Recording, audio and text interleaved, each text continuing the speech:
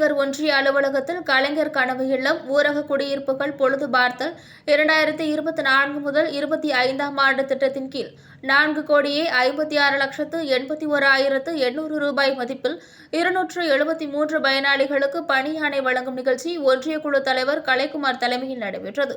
இந்த நிகழ்ச்சியில் சோளிங்கர் சட்டமன்ற உறுப்பினர் எம்எல்ஏ முனிரத்னம் அவர்கள் கலந்து கொண்டு 1,92,50,000 ரூபாய் மதிப்பில் 55 பேருக்கு கலைஞரின் கனவு இல்லம், 2,64,31,800 ரூபாய் மதிப்பில் 218 ஊரக குடியிருப்பு பழுது பார்த்தல் பணிக்கான ஆணையை வழங்கினார்கள்.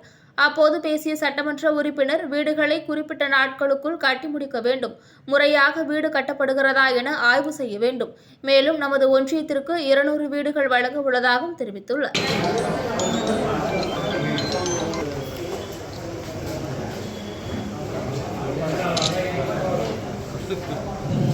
Thank you.